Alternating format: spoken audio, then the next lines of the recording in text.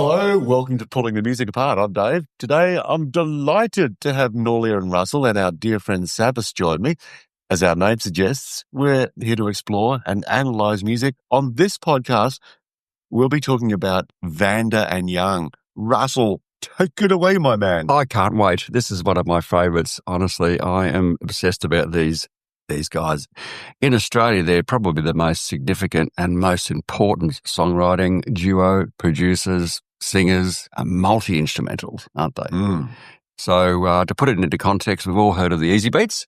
Okay, so going back to 1964 at a migrant hostel, they were, I think they used to call them 10-pound poms. Yeah. Yeah. So they were. Well, even though they were Scottish, but, never do. Yeah. So it was a migrant hostel in Sydney where these fellows met. So among this crew was a guy with the name of Harry Vander, a Dutchman, and all of the Young brothers who themselves became famous in their own right at some point. So George Young, Harry Vander teamed up with a couple of other players, including Stevie Wright, all right? Yeah. And formed a group known as the Easybeats. And what's their most important song? Friday on My Mind. Yeah. Ripper song, isn't it? Yeah. Amazing. Yeah. And had great international success, I think mainly in Europe, wasn't it? Yep, Europe and the United Kingdom, yeah. Yeah. I think that was 1966. 66. You could probably check this out. I think they disbanded within about, 3-4 years. They didn't last a long time. But that's an iconic Aussie song, isn't it? It's up there with Eagle Rock. Yeah. So when they disbanded, the next progression for them was to become songwriters and producers. Now, you've heard of Stevie Wright, who was one of the band members, that iconic 3-part song called Evie. We all know it. Mm-hmm. We do. Go on. Sing a little bit of it. Oh. Which part do you want? Oh. The chorus. Yeah. How many minutes into the song are we? Eva, let your head hang down. I have a quick question. Sorry, before you go on, David. Evie Part 1, 2, and 3. Was that released on one vinyl single? Because it seems to be quite a long song. Did it fit on it? Is it a 45? Is that what they're called? The little ones? I think they were EPs, weren't they? The extended play 45s. Right. Oh, the 10-inch as opposed to the 7 or 12-inch. Right. Yeah. So is that what would have been released on? It may have, and it might be one of those 33 1/3 RPMs rather than 45 as well. Okay. Yeah. But they were actually separate songs. Oh, so not released all together. I think the initial release was Evie Part 1. Yep. And obvious that those 3 parts were designed to be one total package. Yeah. But they were actually separate songs. Wow. Mm. As part of an album? Yes, so on an album. Yeah. Right. Yeah. Right. Okay. But definitely wrong not to play all 3 together. It's like playing just the beginning of Layla without the outro. Oh, yeah. I've heard it done. It's just wrong. It's not. It's like not playing We Are the Champions. And We Will Rock Rock You. Is yeah. Or just playing Bohemian Rhapsody without the introduction, the harmonies and something like that. Yeah. So they made him famous, obviously. And they were a hit machine. They teamed up with a record label called Albert's, headed up by Ted Albert. And he employed Harry Vanda and George Young as the go-to hit machine makers. So he would get artists in the studio like Ted Murray, Jump in My Car. Oh, wow. Yeah. Is that Australian? Oh, yeah. Wow. Yeah, absolutely. What a great song. Ted Murray, what's another good example? How about John Paul Young? Oh, Lovers in the Air. Right. And, okay, probably my least favourite song by him, but, hey, successful. And it got a rebirth, didn't it, when the movie came out, Strictly Ballroom? Oh, Strictly Ballroom, yeah. Would you say Strictly? No, I thought it was Priscilla, Queen of the Desert. Wasn't it? Around the same time. Yeah. They also produced this other little-known band. Have you heard of ACDC? Oh, gee, I think so. Yeah. So the older brother, which is George, obviously co-wrote, produced all the early ACDC stuff right up till about 79. For ACDC, yeah, I think that's about right. Yeah. And their charter was to get a live sound in a studio. And if you think of all those early AC/DC records, it had a live vibe to it, I thought. So AC/DC is one of them. Here's another one. We've got bands like the Angels. Oh, no, ever going to see your face again? No way. Very good.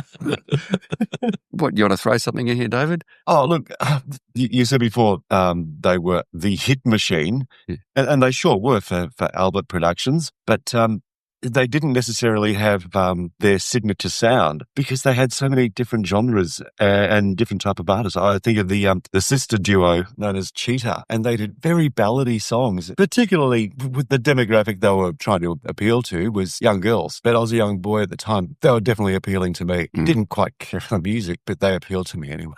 Yeah, no, the music wasn't good. Yeah. Even with the music turned down, they really appealed to you. I just want to spend the night with you. Yeah. I just want to spend the night with you. That was a girl's voice, by the way. This is how flexible they are as a hit machine. They actually went on and formed Flash in the Pan. Also, Vanda and Young. Yeah, they produced their own stuff too. About a week or so back, you guys showed me the video clip of the song. Oh, Down Among the Dead Men. That's such a great song. Yeah, the clip's hilarious. A reference to the Titanic. Correct. That's it. They made their music fun. It was almost like they did it as a hobby. Do you remember Hey St. Peter? No. Oh, okay. No, I don't either. Can you do a little bit of that? I'll try to do both their voices because At the same time. I said, hey, St. Peter. Hey, St. Peter. So that was both voices. They were huge songs around that time. They wrote, believe it or not, a song that was made famous by a woman known as Grace Jones, Walking in the Rain. Right. Do you remember that song? Grace Jones? Who was she? The model, actress, singer with the flat top hairstyle. Oh, Was really really a James Bond movie? she's The the one James. yeah. Yeah, she sang Slave to the Rhythm. That's Yeah, right. Slave to the Rhythm. Mm. Oh, wow. She's exotic. Her biggest song would have been Walking in the Rain. Yeah. Yeah. So Vander and Young composed that, and obviously they were the first to perform it. Oh, that version was pretty good too. Yeah, I like it. Yeah.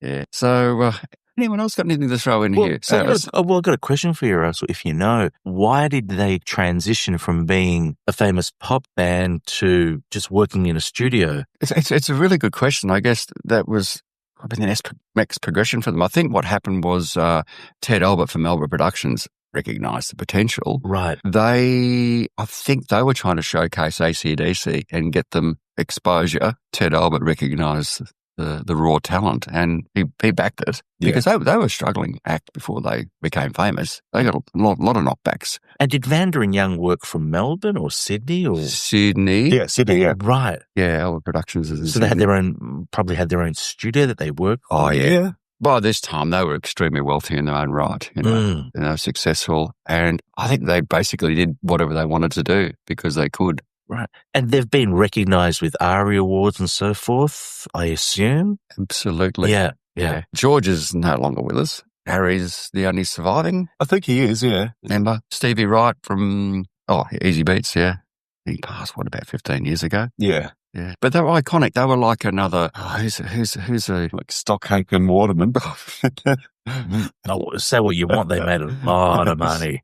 They did. Yeah. They did. Mel and Kim, Kylie Minogue, Jason Donovan, Rick Astley, who continues to, hit machine. that Never Gonna Give You Up song has had a rebirth because of TikTok, I think. Yeah. Jeff Lynne was another one, wasn't he? Oh. From ELO. Wasn't he? During the 80s, he was his own hit machine. Yeah, Electric Light Orchestra. He Yeah. produced George Harrison. Tom And, Petty. yeah, that's right. Yeah. And the Travelling Wilburys. Yeah. Being one of them himself. Wow. That was, wasn't it? Yeah. Interesting, isn't it?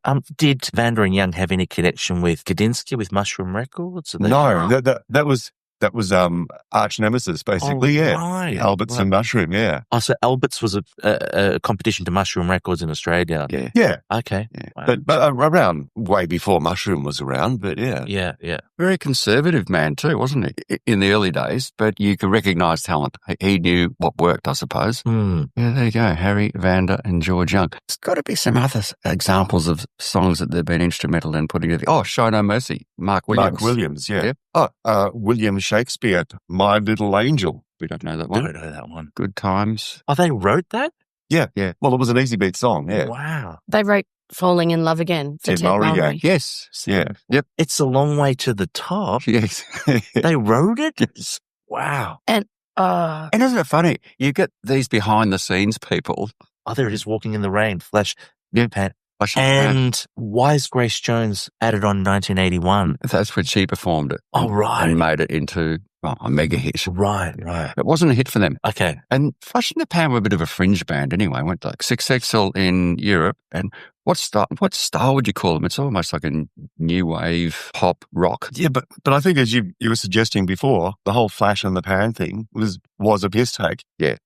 I don't think they actually ever thought it was going to be top 5 selling song. I think it was just a bit of fun, Yeah. You mentioned Cheetah before. They were the ones that sang Let's Spend the Night Together. Yeah. You And were a different Walking in the Rain. But how catchy were all of their songs? So Yesterday's Hero, John Paul Young. Nolly, Let's Spend the Night Together. Wasn't that redone by the Rolling Stones? I feel like there is yeah, I think it was somebody I has Want to covered it. Spend the Night or something like that. I thought. Oh, right. Different song. Okay. And I Hate the Music. I remember John Paul Young singing that. That's a good song. And of course, Johnny Young, Step Back a little, you're falling in love. Actually, that was a long, long time ago, like way in the 60s. Johnny Young of Young Talent Time. Bad Boy for Love. Yeah, that's a brilliant song too. There's an artist called William Shakespeare. Yeah. I have no recollection of that song. He was a 70s artist. He was a teen idol in his day. I don't even know if that was his real name. No, it wasn't his real name.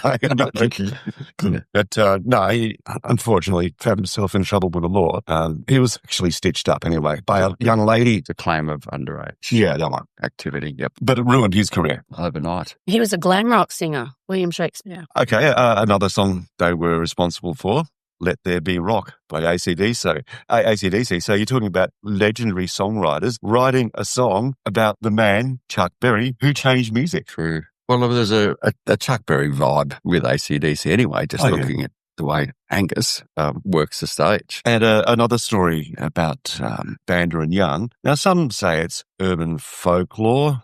Some say it's true. I'd rather stick with this being true because it just sounds better. The Dire Straits song, Sultans of Swing, it's believed to be about, basically, Harry Vanda and George Young. Really? Now, the story is Mark Knopfler was witnessing some Dixieland jazz band who were pretty atrocious. And in that band, it was supposed to be Harry Vander and George Young, who obviously later formed the Easybeats. That's the story. Well, they referenced them in the song, didn't they? In the lyrics, Harry doesn't mind if he doesn't make the scene. Yeah. He's got a daytime job. He's doing all right. And do they mention... George, they do. Can't remember the lyrics, but they do mention them both, yeah. He's strictly rhythm. He doesn't want to... Make it cry or sing. Yeah. Yeah, so Vander and Young, the hit machine, hired by Albert Productions, which was also a massive part of the Australian entertainment scene as well. And you think of the Albert family being Albert Sheet Music. It's the same Alberts. At the time, they owned radio stations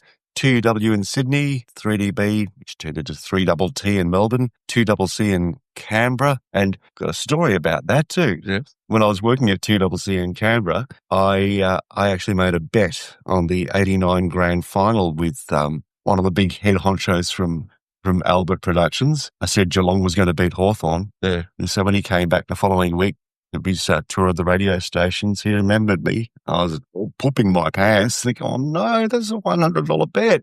It's okay, David. I don't need the money. Let's just say you made a poor decision with that bet. Don't do it again. Done. It's your moment of fame. Do you remember, would it be about 4 or 5 years ago, you and I actually attended a Vander and Young tribute show? By John Paul Young. So John Paul Young and the All-Star Band, which was a whole lot of players. I think some of them are actually maybe from the Easybeat era, and also certainly with John Paul Young over the years. They covered and performed every single hit of Vander and Young way back when with the Easybeats, right through to some of the ACDC stuff. Yeah. And wasn't it a great night? That was a great night. And what an entertainer John Paul Young is.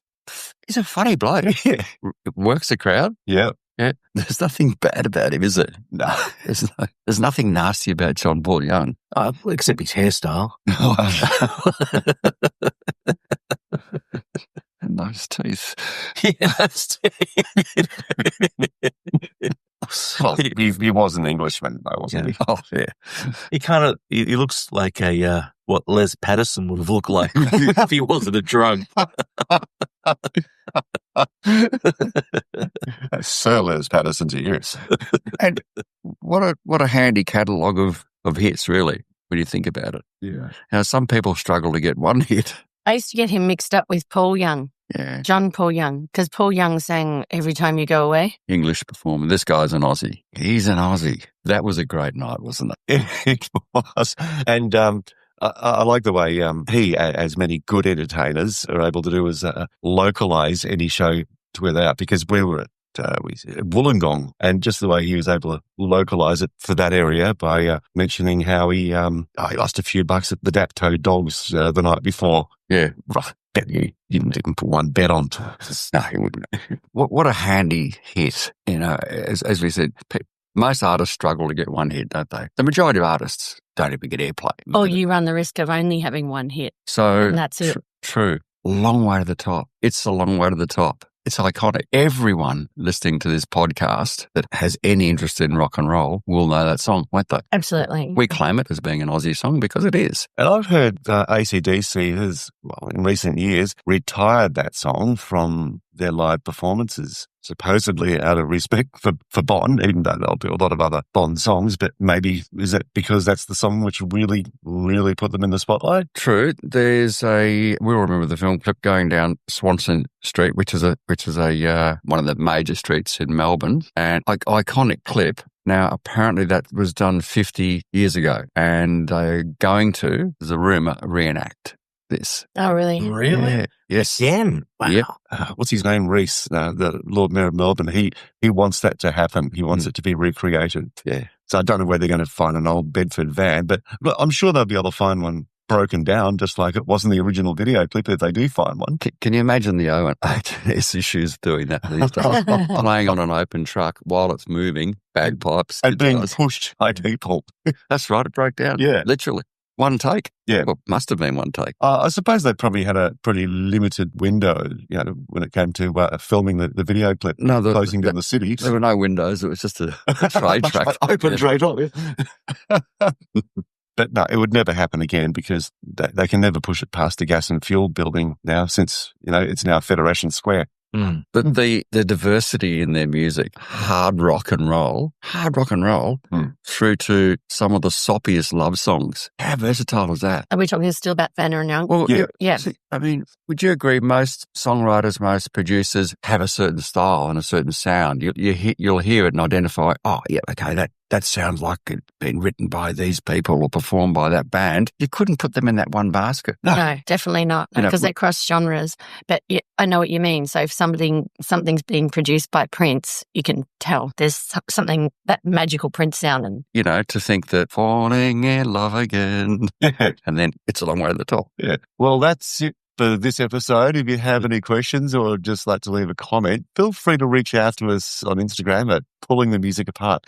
Our next episode is almost ready, so stay tuned for its release. Until then, keep listening to the music.